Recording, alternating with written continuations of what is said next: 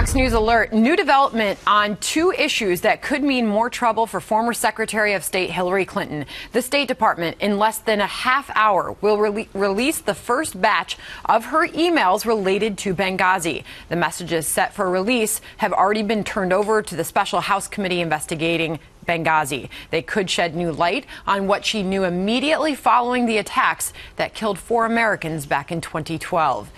Meantime, the Clinton Foundation is reportedly revealing it received millions of dollars in payments not previously disclosed under an ethics agreement with the Obama administration. The Washington Post reporting the payments for speeches were categorized as revenue instead of donations. The total amount between $12 and $26 million. Jedediah, I'm going to go to you first on this. That's a lot of money reported as revenue, not donations. Yeah, convenient, right? This is typical Hillary Clinton. And the Obama administration can't be happy about this either, because they were also claiming that they were the most going to be the most transparent administration in history. They were out there putting that front and center, and now they're finding out that someone within their administration had the audacity to think that the rules didn't apply to her. So yes, this is going to be a problem with the voting public. It's also going to be a problem with the Obama administration. I'm curious to see how they handle this. Do they continue to back her? Do they see this as a real problem and say, hold on a second, why are we going to back you? Why are we going to have your back when you made us look bad? No, because we were part of that. They were all together. This is one administration we're talking about. But if you remember Josh Earnest in that press conference where he was asked about the document that she signed, saying that, you know, obviously she would alter how she and the foundation received those donations while she was Secretary of State. And it looks like she violated that. And he was putting a lot of distance between the administration and her past actions. And, you know, clearly, and if someone is going to say, yes, I was running this foundation, oh, whoopsie, you know, I couldn't tell the difference between a donation and revenue, well, then you can't run the country. I'm sorry. According to this You're either incompetent or a bad person. Harris, I go to you on this. The Clintons have delivered 97 speeches to benefit the charity since 2002. Colleges and universities sponsored more than 24 of those speeches, along with U.S. and overseas corporations and at least one foreign government, Thailand. All right. Remember earlier this week, Hillary Clinton finally decided to take some questions. Yes. At that event. You got very excited. Well, we all got excited. We were. Henry was there. He tipped things off. He shouted, will you take some questions?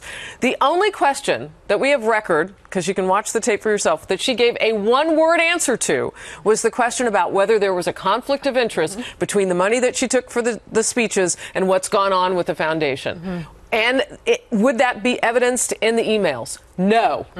That was the only question that she deleted those ones. A one-word answer to. So, I mean, that would be where I would start with a follow-up should we ever get another opportunity to interview So, her. Judge, the controversy over this is not going to go away anytime soon, but there are those that will argue that it is still very early and that this can all get out of the way now and we could move into next year and this could all be forgotten. Where do you fall along the lines here? I just look at it from a different perspective. I look at it from the perspective of investigation. If we had an independent Department of Justice, there would be investigations going on that are just not going to ever go on under this administration.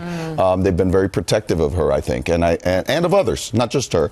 And I think that it's a good push for we should have the Attorney General should be an elected official separate and apart from the president, so that we could actually have investigations done that should be done. All right. So as we just alerted in, we're waiting on these emails. Right. And I have one last question just for the judge, if I may. So what was the difference here? Was it the fact that this FOIA request got pressed and they said, no, the judge said, you cannot take until January. You got to start rolling this out next week.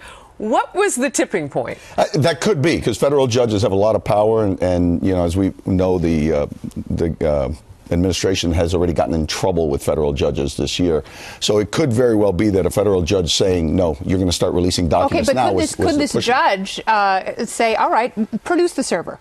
Go ahead and produce the server by order of the court. Not on his or her own. I mean, it has to be in response to a motion. Yeah. You know, a motion to compel. I'm not really comfortable with how the House does its investigation, and I don't know why it moves as slowly as it does. If this was a case and in court and you subpoenaed a server and they didn't turn it over, you'd be over the next week in front of the judge saying, I want the server, and the judge would be ruling on it. And it seems like time goes by and everything moves at an incredible snail's pace. But you know why? Because the address is in D.C.